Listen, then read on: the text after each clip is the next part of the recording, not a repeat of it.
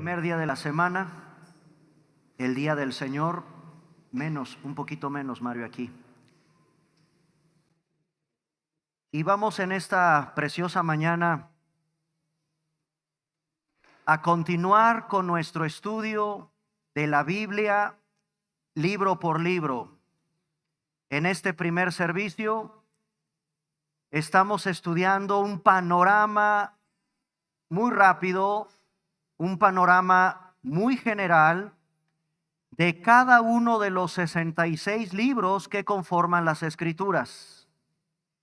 Hoy nos toca hablar de una de las epístolas favoritas de todo cristiano. Hoy vamos a hablar de una carta que en realidad es la Biblia en miniatura. ¿Se imaginan eso? La Biblia en miniatura existe en una carta.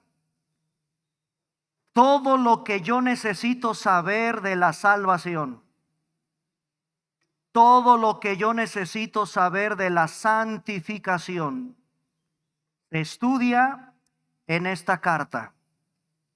El tema de esta mañana, para dar el panorama introductorio de la carta que vamos a estudiar, el tema de esta mañana es Romanos, la carta más influyente. La carta más influyente. Nos toca Romanos, hermanos. Ya terminamos con el libro de Hechos, solo en los pequeños aspectos que llegamos a considerar del libro histórico de Hechos. Y continuando con nuestro panorama bíblico, pues llegamos a Romanos.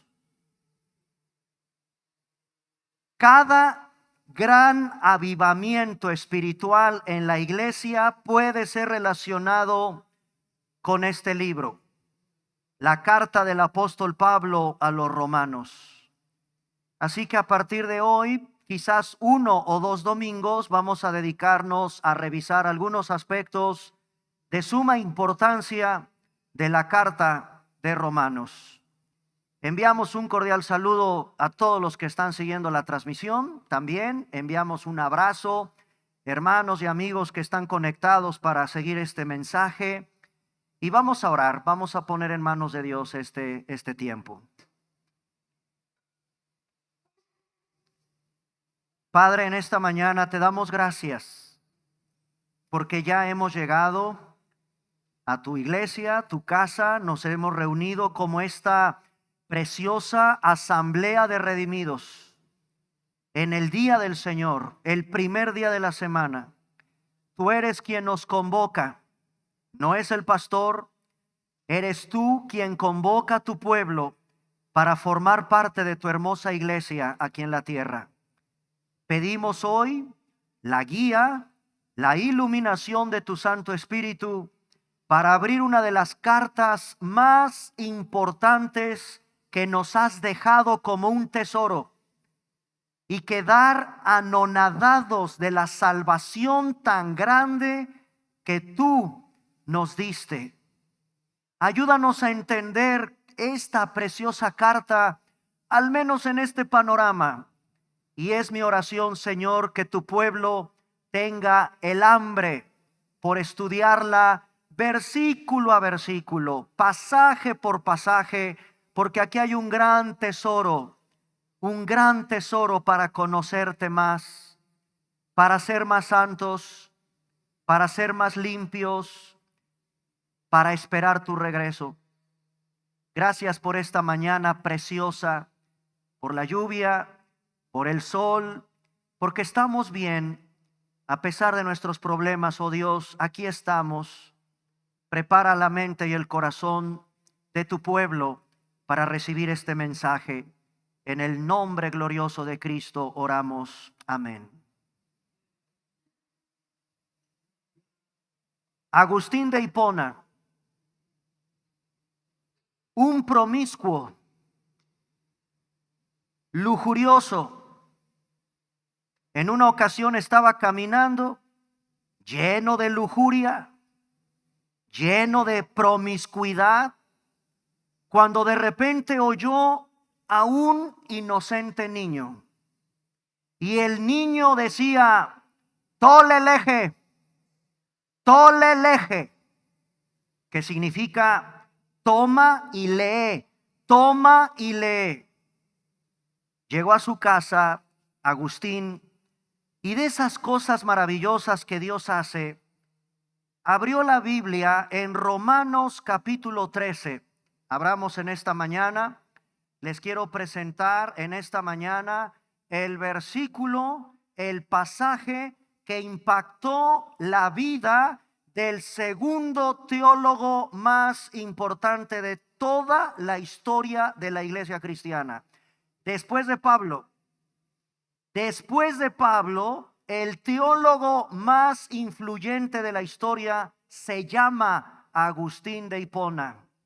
Y este hombre, que era un promiscuo, leyendo Romanos capítulo 13, versículo 13, andemos como de día, honestamente, no en glotonerías y borracheras. Y miren lo que Dios le dijo: no en lujurias y lascivias, no en contiendas y envidia, sino vestíos del Señor Jesucristo, y no proveáis para los deseos de la carne. Con este versículo se convirtió al cristianismo Agustín de Hipona. Y te repito, no hay un teólogo con más influencia en la historia después de Pablo que el santo de Tagaste, Agustín de Hipona. Agustín, a su vez, una vez convertido, escribió, por ejemplo, y es un libro que yo recomiendo mucho, sus confesiones, las confesiones de San Agustín. Hasta la editorial Porrúa la tiene. Es un libro tan obligado de estudiar para toda la filosofía, los estudiantes de filosofía, por supuesto los estudiantes de un seminario, los estudiantes de teología, los estudiantes de literatura, que muchas veces editoriales tan prestigiadas como Porrúa han editado las confesiones de San Agustín. Todos nosotros como cristianos, conociendo que fue la carta de Romanos, el Espíritu Santo a través de un niño. Miren lo que usa Dios, la inocencia de un niño. Tole el eje, ponte a leer, toma y lee, ve lo que Dios te está diciendo, lujurioso, pecador. Ven a Cristo, arrepiéntete. Y este hombre se convierte a Cristo de forma impresionante.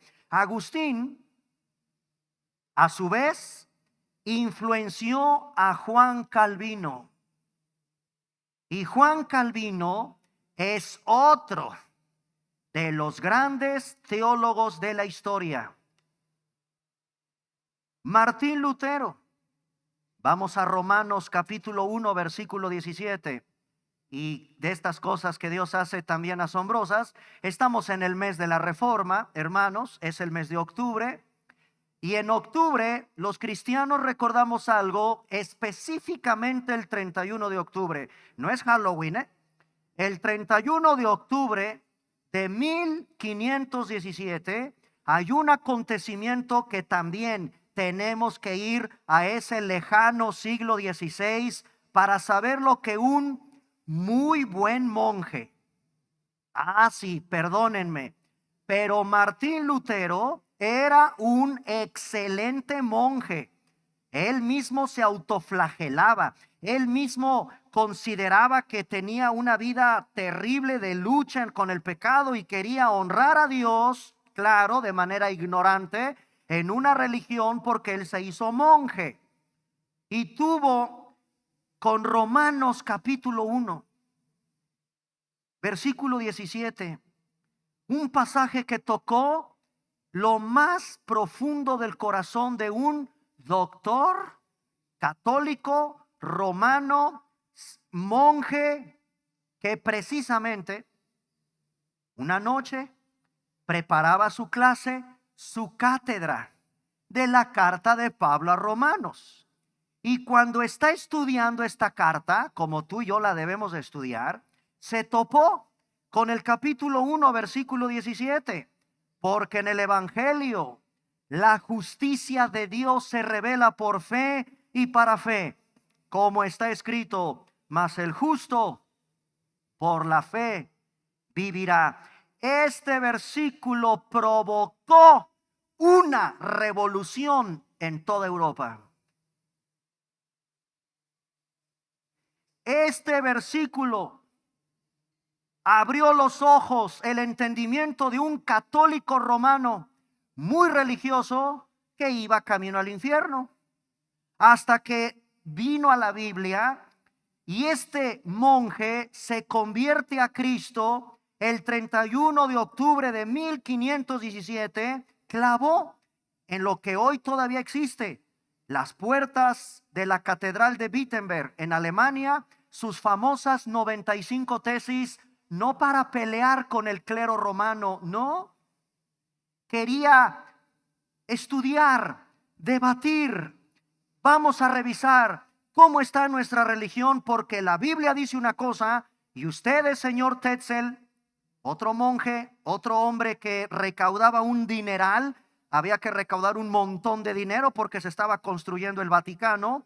Y entonces este hombre llamado Tetzel, ahí en las calles de Alemania, hizo una barbaridad de cosas y eso también le provocó un conflicto a Martín Lutero. Bueno, vamos a revisar, platiquemos, ¿qué dice la Biblia? ¿Por qué ustedes hacen eso? Yo encuentro en la Biblia y ahí están las 95 tesis. Lo que él quería, no pelear, no salirse de su religión, él amaba su religión, pero se encontró con un sistema que no ponía la Biblia como el centro de toda enseñanza.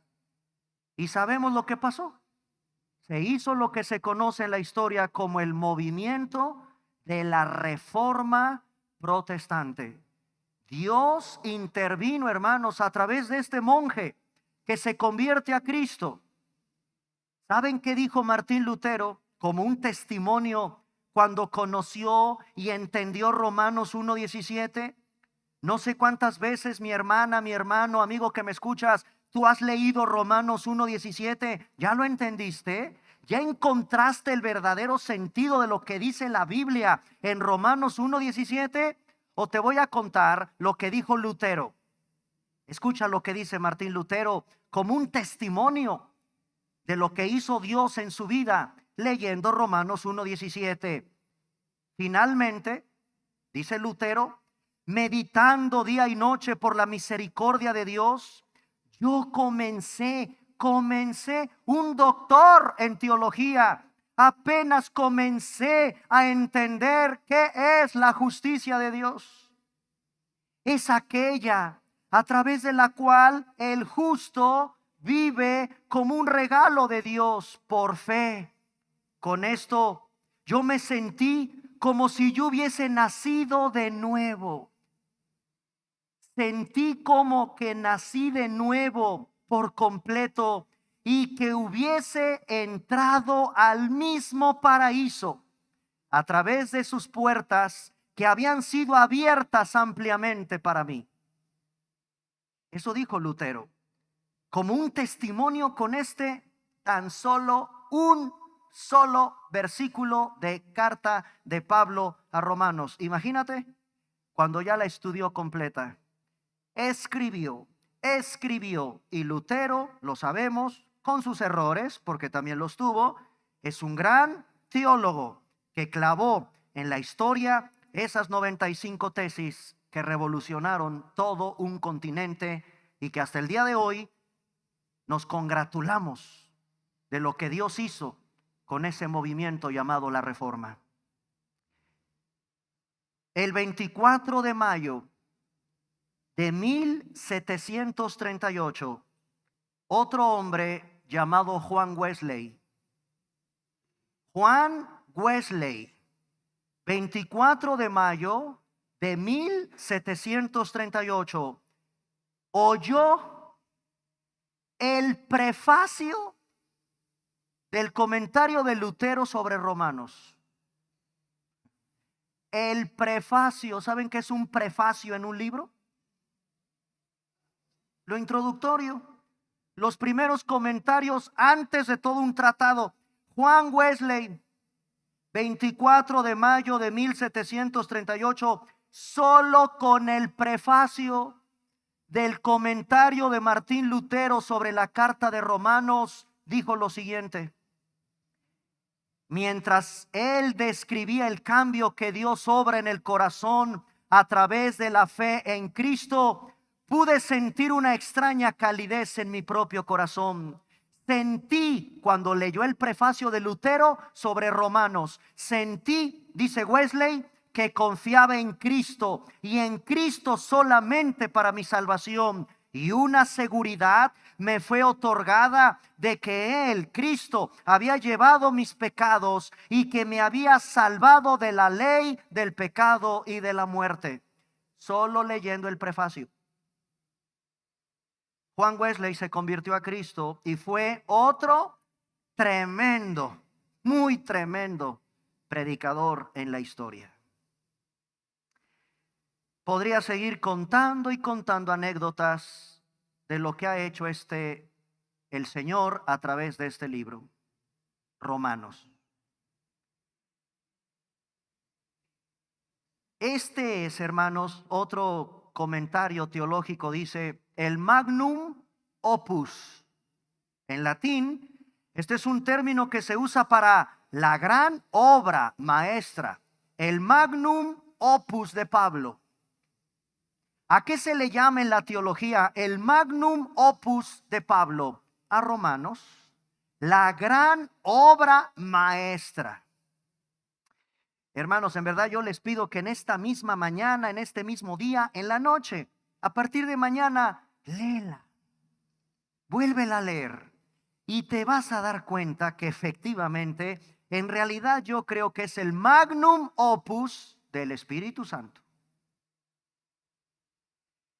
No puede un ser humano, por muy discípulo de Gamaliel, por muy políglota que sea, por muy judío o hebreo de hebreos que sea, si no puede ser, hermanos, esto es una obra magistral. Dios, el Espíritu Santo, como todo en la Biblia está inspirado, pero aquí hay algo impresionante. Léela, conoce Romanos, estudia Romanos. Es un magnum opus. Dios escribió esta carta. No hay otra explicación. Un hombre, por muy doctorado que tenga en literatura o en lengua, no puede escribir con la profundidad, con la grandiosidad, con la magistral manera en que Pablo aborda el tema de la salvación y la santificación. Solo Dios nos dejó un tesoro, iglesia. Dios nos dejó un tesoro. Leamos ese tesoro, conozcamos ese tesoro. ¿Qué podemos indagar en este panorama general de la carta? Bueno, Pablo no fundó la iglesia de Roma.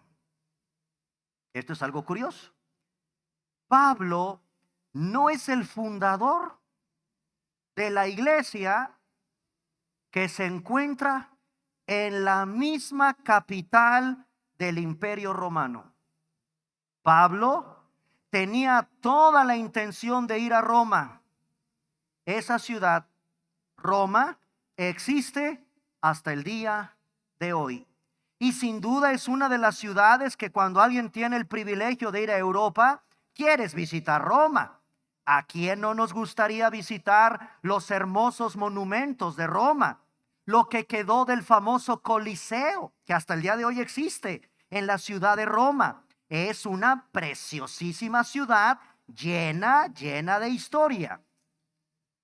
Fue fundada, de acuerdo a los historiadores, aunque curioso, nosotros aquí en México, ¿verdad? Tenemos los que conocemos un poquito de la ciudad de Tenochtitlan, ahí en la Ciudad de México, pues que fue fundada, tiene su historia, tiene su leyenda. Bueno, la ciudad de Roma también tiene su historia, tiene su leyenda. Y la leyenda dice que de repente Hubo una mujer que tuvo algo que ver con la divinidad y procreó dos gemelos, Rómulo y Remo, y fueron abandonados ahí en el campo estos pobres gemelitos, y una loba, un animal, una loba, alimentó, amamantó a Rómulo y Remo.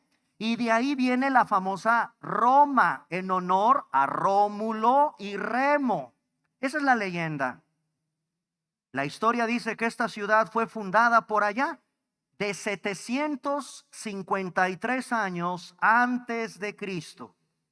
En la época de Pablo, los historiadores nos dicen que tenía una población de cerca de 1 millón de habitantes.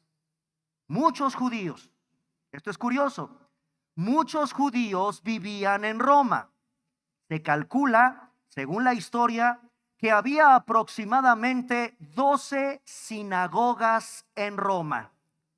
Al haberse multiplicado un poco la comunidad judía, llegó a haber 12 sinagogas en Roma. ¿Cómo se fundó la iglesia de Roma? Tenemos una idea en Hechos capítulo 2. ¿Se acuerdan, hermanos, que domingos anteriores le dedicamos algunos domingos a Hechos 2? Hoy tenemos que regresar a Hechos capítulo 2, versículo 10, para que veamos al menos una idea de quiénes son los que fundaron la iglesia. Y a mí me impacta cómo el Señor llevó a los cristianos, judíos o gentiles convertidos a Cristo, a la capital donde opera el peor imperio corrupto, depravado, inmoral de la época bíblica, los romanos. Donde abunda el pecado, sobreabunda la gracia. Y el Señor tenía una iglesia. El Señor estableció su iglesia en la capital, ahí donde gobernaba Nerón, Calígula, Galba, Otón, Vespasiano, Vitelio también. Mi nombre es dado a un emperador que formó un triunvirato en una época de la historia. Galba fue uno, Otón fue otro, y Vitelio. Y Vitelio lo asesinó Vespasiano. Y Vespasiano es el emperador que gobernaba en el año 70, cuando su hijo Tito destruyó el templo en Jerusalén. En fin, es interesante la historia secular con la Biblia, porque es impresionante. Cristo había profetizado la destrucción del templo en el año 70. ¿Cómo fue eso? En el año 70, el general Tito, hijo de Vespasiano, fue terrible. Lo que nos dicen, por ejemplo, los libros históricos como Flavio Josefo acerca de la masacre.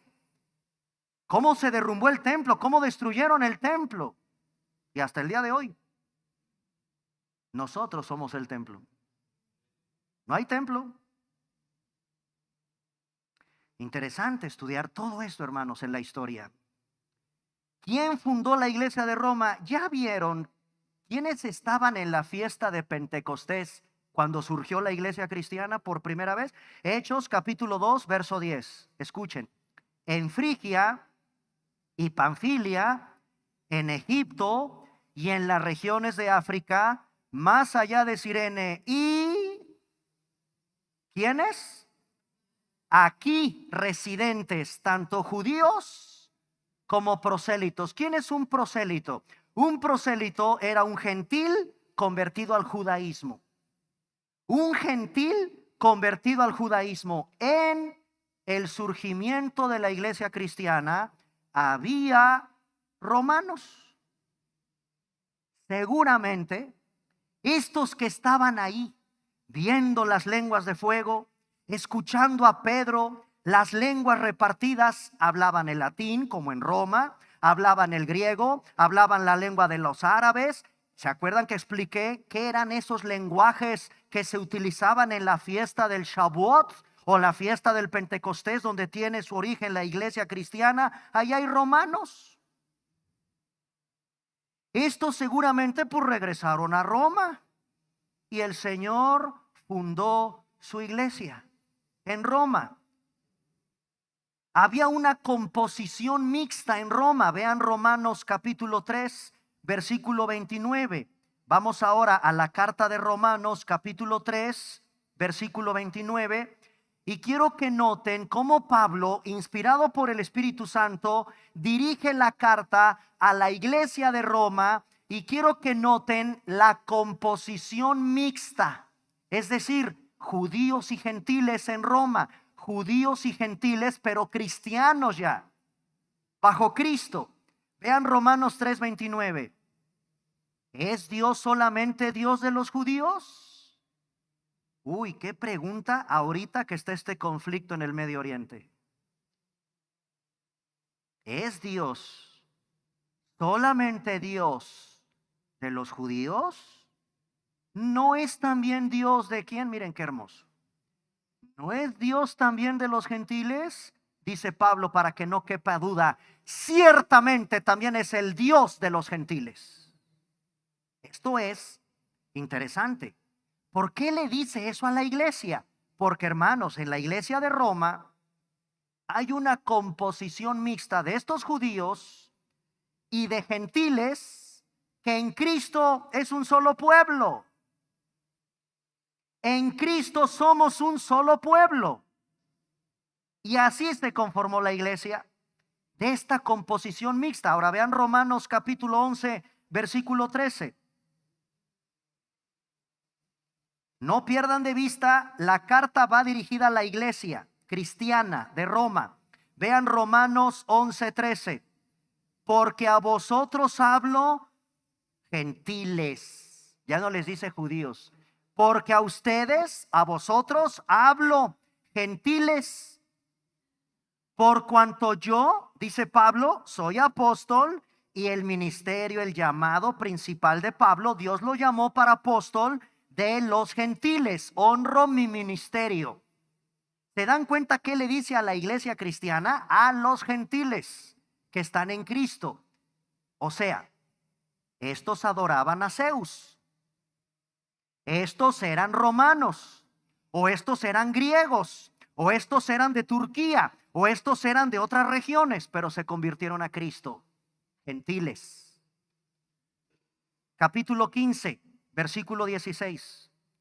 Al terminar casi la carta, en el capítulo 15, versículo 16, vean qué precioso. Pablo, Romanos 15, 16, le dice a la iglesia cristiana: para ser ministro de Jesucristo a los gentiles, ministrando el evangelio de Dios, para que los gentiles les sean ofrenda agradable, santificada por el Espíritu Santo. Qué preciosa manera de ver Dios a los gentiles. Y ahí estamos tú y yo, por cierto, Qué precioso cómo el Señor nos salvó por su palabra. Dice Romanos 15, 16, para que nosotros seamos una ofrenda agradable al Señor. Y vean, ahí está el tema, uno de los temas que cada cristiano debe conocer: la santificación, la santificación, la santificación para gloria de Cristo. Entonces estos detalles me hablan de que seguramente en Pentecostés, Hechos 2, había romanos, se convierten a Cristo, había judíos, se convierten a Cristo, había gentiles, se convierten a Cristo, y van a Roma, y en Roma fundaron la iglesia. No fue Pablo. Esta es una carta doctrinal. Aunque Pablo, cuando dictó la carta, esto a mí me llama la atención. Me gusta mucho preguntar en mis clases cuando doy Romanos o cuando explicamos Romanos, como en esta mañana: ¿quién? Fíjense la pregunta, ¿quién escribió Romanos? Mis niños de Cuernavaca sí saben. Vean Romanos capítulo 15, versículo 22. Perdón, Romanos 16, 22. Romanos capítulo 16, versículo 22. Les presento a un amanuense. ¿Qué es un amanuense? Un secretario en la época nuevo testamentaria. Había personas que se encargaban de escribir en el pergamino, en las pieles de animales. Así eran los escritos, hermanos. No había papel, no hay imprenta, no hay pluma Bic. No. Se necesitaba de hombres eruditos que tuvieran la facilidad con la tinta, con la pluma en el pergamino. Y yo me imagino a Pablo paseándose por el cuarto. A ver, Tercio, no me avergüenzo del evangelio, porque es poder de Dios para salvación. Escribe, Tercio. Y ahí está el otro, escribiendo todo lo que bajo la inspiración del Espíritu Santo. Esta es una joya. Es una obra magistral que el Espíritu Santo le está, como dice segunda de Timoteo, le está soplando en la mente de este hombre para su iglesia, para ti, para mí. Es un tesoro la Biblia. Tercio, versículo 22, yo Tercio, que escribí la epístola, no se quiere quedar atrás, os saludo. Y qué bueno que lo hizo el Espíritu Santo, porque aquí encontramos personajes que no sabemos nada de ellos, pero miren la grandeza de su acción de escribir lo que Pablo le dictaba. Wow, así es Dios. Esta carta, cuando Tercio la escribe y Pablo se la dicta, no tiene el propósito de un tratado doctrinal. No vayan a pensar que Pablo tiene en mente, a ver, ya sé que el Señor me está inspirando, esto va a servir de base para todos los seminarios teológicos del mundo. Ahí les va, con la inspiración del Espíritu de Dios, todo un tratado de doctrina. No, esa no es la finalidad de Pablo. Simplemente Pablo empieza a hablar bajo la inspiración del Espíritu Santo, envía la carta a la iglesia de Roma, hermanos, yo quiero ir a verlos. Y comienza diciéndoles, porque el poder del evangelio, no me avergüenzo. Empieza Pablo de una manera extraordinaria, dictando la carta, a comentarnos en una estructura que es el evangelio. La ruina del ser humano en los primeros capítulos. Estamos perdidos, judíos y gentiles, estamos perdidos. Pablo empieza no con la finalidad de crear un tratado teológico, eso lo hizo el Espíritu Santo. Hoy, a los años de distancia, tenemos en nuestras manos, efectivamente, se hizo una carta doctrinal. Una magistral carta con un propósito doctrinal. ¿Y qué nos dice la doctrina de Romanos? ¿Cómo tú y yo, pecadores, podemos ser reconciliados con Dios? Podríamos resumir de esa manera la carta, entre tantas cosas, porque hay mucho, es muy difícil resumir Romanos, porque es tanto y tanto lo que Dios quiere comentarnos en este maravilloso libro. Pero es algo importante entender que esta carta sí es notorio cómo tú y yo como pecadores podemos reconciliarnos con Dios. Ahora, no sé si ustedes se han percatado, pero ¿a quién regaña Pablo en Romanos? Si yo leo Corintios, como lo vamos a hacer en su momento, o yo reviso Gálatas, aguas, está súper enojado Pablo. Escribe cosas durísimas para corregir a la iglesia. No, aquí no. No hay ni un error. Hay un buen testimonio, y eso me habla, amada iglesia, que sí se puede ser de testimonio en medio de la podredumbre de una ciudad corrupta. Aquí yo no encuentro la exhortación del apóstol por un incesto, como sí lo hizo en Corinto, cuando un muchachito se estaba acostando con su madrastra. Aquí yo no encuentro la desviación doctrinal judaizante de la iglesia de Galacia. No encuentro eso. Lo que encuentro es un grupo de hermanos que viven en la capital del imperio y Pablo no corrige nada. No hay mal testimonio. Hermanos, sí se puede vivir en medio de Cuernavaca siendo santos. ¿Cómo lo hicieron ellos en una ciudad tan corrupta, tan podrida, que a la iglesia no permitieron la entrada del pecado, como sí lo permitió la iglesia de Corinto? El hombre cristiano, el cristiano de hoy, esto nuestros hermanos y el día que estamos en la eternidad, pues nos van a contar. Ellos nos van a contar. Sí, fue difícil. Estuvimos bajo asedio, pero nunca permitimos que el pecado, la inmoralidad, la depravación de los romanos se metiera a nuestra iglesia. No corrige Pablo nada. Al final solamente da unos consejos prácticos el apóstol. Consejos prácticos. Pero no regaña, no exhorta, al menos no tenemos evidencia de pecado o de infidelidades, de inmoralidades, de depravación que caracterizaban al imperio romano que se haya metido en la capital. No pierdas de vista, este es el núcleo, el centro del imperio.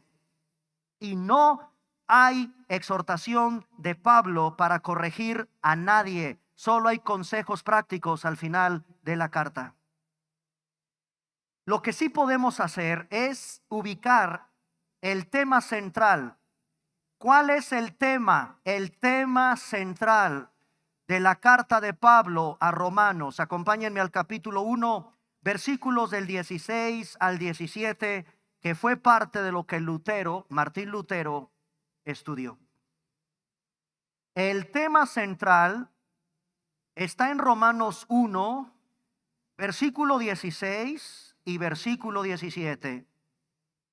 Dice Pablo a la iglesia preciosa de Roma: porque no me avergüenzo del evangelio, porque es poder de Dios para salvación a todo aquel que cree, al judío primeramente, y vean otra vez la composición mixta, pero también al griego.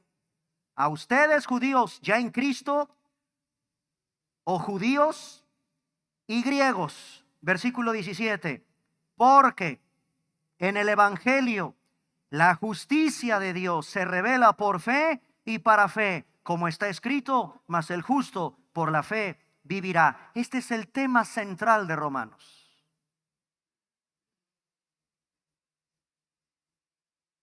¿Cuál es la fecha en la que Tercio escribió la carta? Bueno, vean Romanos 1:13.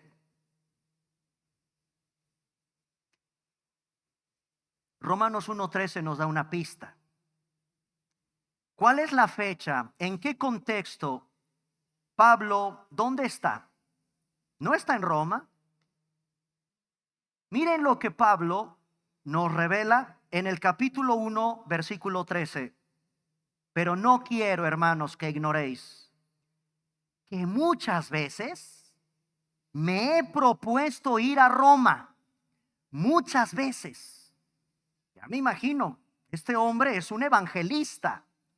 Ya predicó en todas las regiones a donde el Señor lo mandó. Todo lo, hermanos, en verdad es impresionante. Yo no sé qué haría Pablo con tus redes sociales hoy. Yo no sé qué haría Pablo hoy con un bochito. Yo no sé qué haría Pablo hoy con toda la tecnología que tenemos, porque este Pablo de este tiempo arrasó con el evangelio cuanta tierra, pueblo, ciudad y región Dios lo envió. Era un tremendo evangelista. A eso lo llamó el Señor y nos dice: quiero ir a Roma, quiero ir para allá. De hecho, quiere ir a España. Y es interesante, hermanos, precisamente en Romanos aparece el país España. Qué privilegio tiene España, porque el nombre, el país España, está en la Biblia. Pablo quería ir a la madre patria. No pudo. Ahí dejo una línea de investigación o de reflexión. ¿Qué hubiera pasado si Pablo llega a España, se predica el evangelio en España y España llegaron los españoles a Tenochtitlan? Nos hubiera llegado otra cosa, no una religión. En cambio, qué interesante. A partir del movimiento de reforma, y muchos cristianos de la Europa de la reforma estaban en Inglaterra después, y de Inglaterra se fueron a Estados Unidos, y ese país se fundó sobre la Biblia. El sociólogo Max Weber, no cristiano, tiene un libro que se llama La ética protestante y el espíritu del capitalismo. ¿Y sabes qué analiza el sociólogo Max Weber? Que en los países a donde llegó el evangelio y la Biblia se caracterizan por la riqueza económica. Y a los países donde se les impuso una religión están sumidos en la pobreza.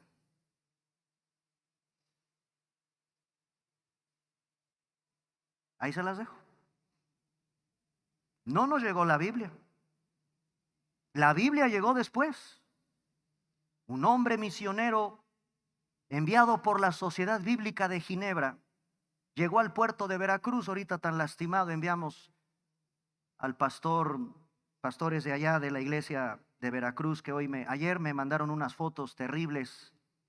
Estoy esperando perdón, ya me desvié un poquito, hermanos, pero hay que orar. Hay mucha necesidad en Veracruz, Poza Rica. El pastor Adrián nos estaba pidiendo apoyo. Estoy esperando que me mande la cuenta, fotos para compartirlas con ustedes y enviarle un poquito de apoyo. Perdieron mucho, muchísimo. Bueno, un misionero llegó a Veracruz cargado de Biblias desde Europa. ¿Y saben cómo las transportaban a la Ciudad de México? En burro, escondidas. Las Biblias tapadas en burritos desde Veracruz. Ahí vienen los burritos. Así llegó la Biblia a la Ciudad de México. Bueno, claro, el clero católico tenía la Biblia, pero estaba prohibido. No estaba el acceso al pueblo, eso. En fin, todo esto lo refiero, hermanos, porque Pablo quiere ir a Roma, pero también abre su corazón Pablo y dice, quiero ir a España. Ya está relativamente cerca, Europa, Roma, y vámonos de una vez para España. Vean Romanos 1:13. Pero no quiero, hermanos, que ignoréis que muchas veces me he propuesto ir a vosotros, pero hasta ahora, dice el paréntesis, he sido estorbado para tener también entre vosotros algún fruto. ¿Sabes qué está diciendo Pablo? Más convertidos, más almas para Cristo. Así tiene que ver un evangelista cuando el Señor te envía a la cárcel, a una clínica de rehabilitación, a la esquina de tu casa. Que el Señor traiga algún fruto, almas para Él, como entre los demás gentiles. Quiere ir a predicar, quiere Pablo fruto de conversos, fruto de conversos. En el año 56, entre el año 56 y el año 59, Pablo, quizá no hay registro, pero podemos imaginar que Pablo, ahorita explico por qué, está en Grecia o en Corinto. Pablo en el año 56, año 59, después de su tercer viaje misionero, se encuentra posiblemente o en Corinto o en Grecia, y desde allá está tercio en una casa, ya sea en Grecia o en Corinto, entre el año 56, año 59, después de su tercer viaje misionero, y desde allá está escribiendo esta carta. Ahora, vean Romanos 16:1.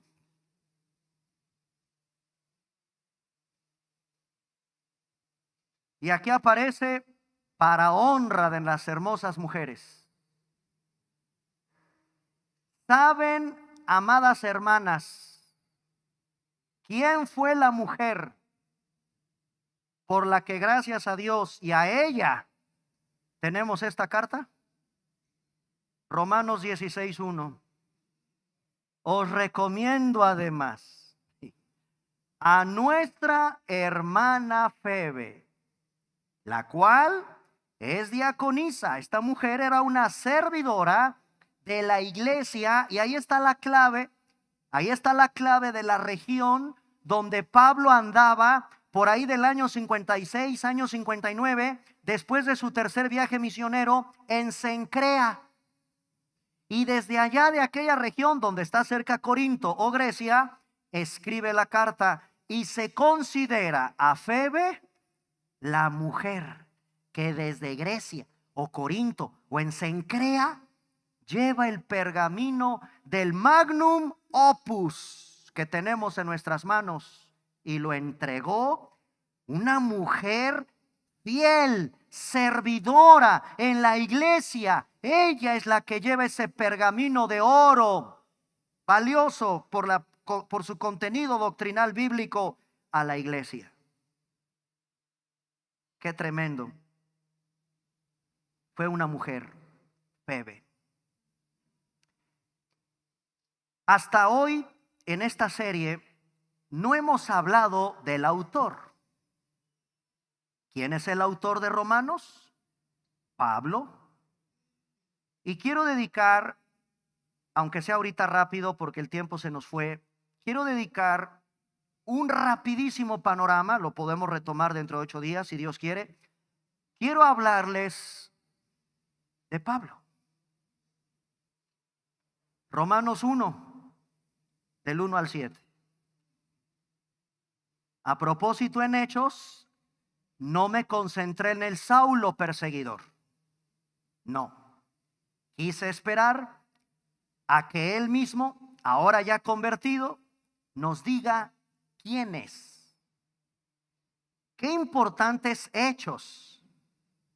Si no tenemos Hechos de los Apóstoles, no conocemos a Pablo. No conoceríamos casi nada de este hombre.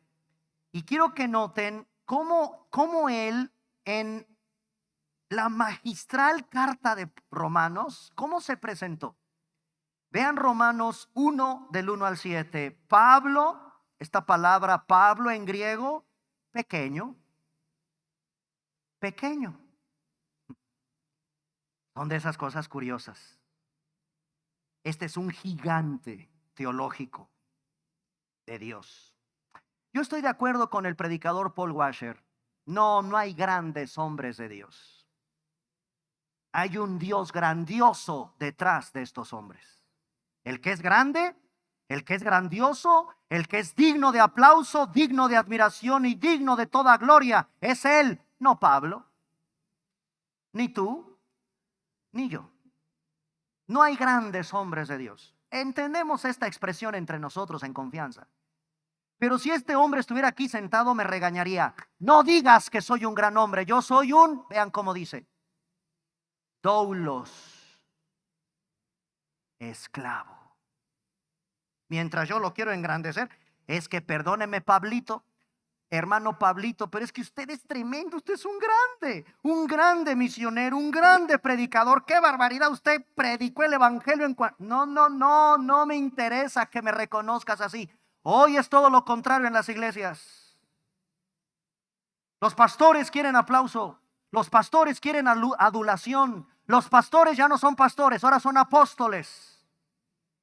No, hermanos, aprendamos de la vida de estos esclavos. El esclavo que dice ahí es un esclavo que no tiene sueldo. Trabaja por amor al amo. Ese debe ser tú y ese debo ser yo. Pablo, siervo, esta palabra en griego es doulos, y fíjate nada más qué belleza, porque ahí está lo que también hizo Dios contigo. Te llamó, a ti también Dios te llamó, a este hombre lo puso, y la palabra apóstol significa enviado. Yo no sé por qué tanta rebombenera al nombre apóstol. ¿Sabes qué es un apóstol? Un apóstol es un enviado. Entonces imagínense, un esclavo llamado por Dios para que Dios me envió como si un esclavo. Obedeces sin sueldo, sin regateo, obedeces callado en obediencia al amo. Fue enviado. Y miren también qué hermoso, apartado, lo mismo que hizo Dios contigo, te apartó para el evangelio de Dios, que Él había prometido antes por sus profetas en las santas escrituras, acerca de su Hijo, nuestro Señor Jesucristo, que era del linaje de David según la carne, declarado Hijo de Dios con poder, según el Espíritu de santidad por la resurrección entre los muertos, y por quien recibimos la gracia y el apostolado para la obediencia a la fe en todas las naciones por amor de su nombre, entre las cuales estáis también vosotros. Otra vez, vean un cristiano, llamados, iglesia de Roma, iglesia bíblica de Cuernavaca, llamados a ser de Jesucristo. A todos los que estáis en Roma, amados de Dios, llamados otra vez. Ahí está, Dios te llamó para que seas santo. Gracia y paz a ustedes de Dios nuestro Padre y del Señor Jesucristo. Quiero dedicar en los siguientes domingos la reflexión de cómo se presenta en la salutación este pequeño. Eso significa Pablo, este pequeño hombre. Un siervo llamado, apartado. En Hechos 13:9, terminamos ahí. Hechos capítulo 13, versículo 9. En Hechos capítulo 13, versículo 9, vamos a recordar, y eso aunque ya lo sabemos, ¿quién es este hombre? Bueno, Hechos 13:9 nos dice, entonces Saulo, que también es Pablo, lleno del Espíritu Santo, fijando en él los ojos. Entonces, sin lugar a dudas, el Saulo perseguidor que conocemos en Hechos es Pablo, el autor de la carta que estamos estudiando. ¿De qué tribu era? Bueno, en Filipenses capítulo 3, versículo 5, nos dice que él fue circuncidado al 8º día. Es del linaje de Israel. ¿Y de qué tribu? De la tribu de Benjamín. Hebreo de hebreos, es decir, su ascendencia y genealogía es pura judía. No está mezclado con ningún gentil. Hebreo de hebreos. No hay gentiles en mi generación, en mi linaje. Hebreo de hebreos. En cuanto a la ley, fue fariseo. Él mismo nos está diciendo quién es. Y en Hechos 16:37, para terminar, y ahora sí, hermano, les prometo que termino. Hechos 16:37. Aquí hay algo interesante que tenemos que conocer de este hombre. Ya dijo que es de la tribu de Benjamín, pero ¿qué creen? Tiene otra ciudadanía.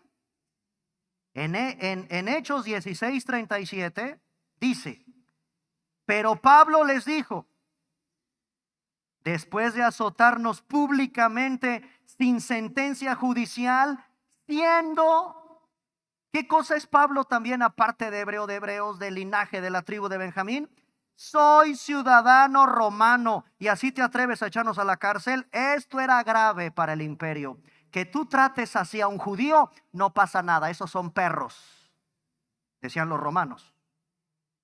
Pero si tú tratas mal a un romano, estás en problemas. Había una fórmula, una frase que un ciudadano romano tenía que pronunciar para que no te detuvieran, para que te respetaran y no te azotaran. Y esta fórmula dice civis romanus sum, en latín. Soy ciudadano romano, y de inmediato échate para atrás. Nadie lo puede tocar. Esto le pasó a este hombre, nada más que a este sí lo maltrataron. Por eso está enojado Pablo y hace uso de su ciudadanía. También yo soy ciudadano romano. En la época nuevo testamentaria, la ciudadanía romana se adquiría comprándola, costaba mucho dinero adquirir la ciudadanía romana o por nacimiento. Pablo lo fue por nacimiento, por haber nacido en Tarso. Y Tarso era considerada una provincia romana. En fin, dentro de 8 días, hermanos, seguiremos platicando un poco acerca de la vida de Pablo, porque es obvio que a partir de hoy toda nuestra serie de la Biblia, libro por libro, estará enfocada en Pablo. Después de Romanos sigue Primera de Corintios, Segunda de Corintios, Gálatas, Efesios, Filipenses, Colosenses, Primera de Tesalonicenses, Segunda de Tesalonicenses, Primera de Timoteo, Segunda de Timoteo, Tito, Filemón, Pablo. Todo es Pablo en esas cartas. Pónganse de pie.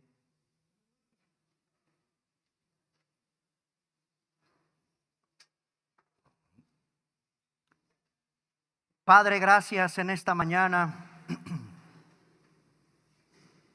por dejarnos un precioso tesoro. Tu palabra, Señor. ¿Cuánto hay que volver a estudiar esta carta preciosa? No hay justo, Romanos 3:10, ni aun uno. Por cuanto todos pecaron y están destituidos de la gloria de Dios, Romanos 3:23. Porque la paga del pecado es muerte, mas la dádiva de Dios es vida eterna en Cristo Jesús, Romanos 6:23.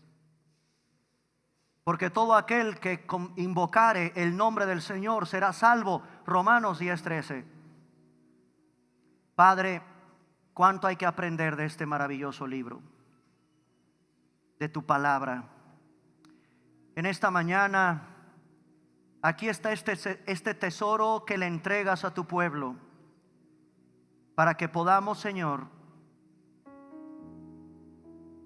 conocerte más. Qué terrible que no hay justo ni aún uno. En este mundo poblado de millones y millones de seres humanos, ¿todos hemos pecado? En este mundo la paga, el sueldo miserable, ¿es muerte? Sí. Eso nos revelas en tu palabra y lo vemos. Es un mundo caído, a donde ahora tú también nos envías a predicar, a anunciar las buenas nuevas de salvación en Cristo Jesús. Mi amigo, mi amiga que me escuchas a través de la transmisión o que tú estás aquí presente, ven a Cristo.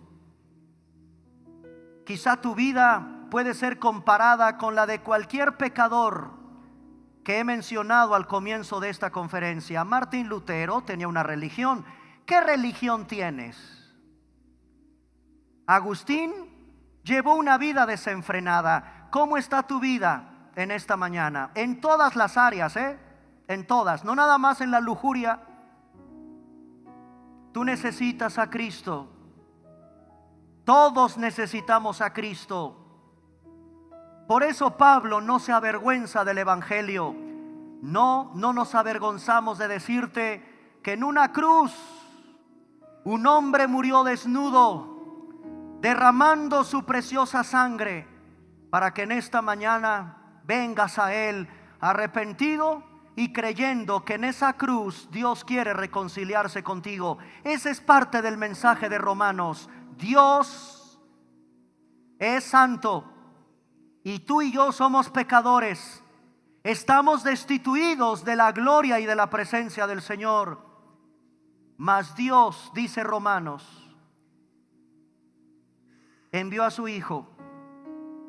La dádiva de Dios, el regalo que Dios da, es vida eterna en Cristo Jesús. Ese Cristo que salvó a Saulo, es el Cristo que salvó a Agustín de Hipona, es el Cristo que salvó a Martín Lutero, es el Cristo que salvó a Juan Wesley. Mi amigo, es el Cristo que tú y yo necesitamos también. Ven a Él en esta mañana, conócelo a través de esta preciosa carta, pero te aviso que son malas noticias lo que vas a leer en la carta de Romanos. La Biblia dice: pecadores, destituidos de la gloria, de la presencia de un Dios santo. Ven a Él en esta mañana. Cristo derramó su sangre y ese Cristo se presentó a Saulo. Es el Cristo que se presentó a Lutero, a Agustín, a Wesley y a millones y millones de los que Él eligió, llamó desde antes de la fundación del mundo, y nos ha salvado y nos ha hecho parte de su glorioso pueblo. Gracias por tu palabra en esta mañana, Señor. En el nombre de Cristo, amén. Permanezcamos de pie, hermanos. Vamos a alabar al Señor con este último canto.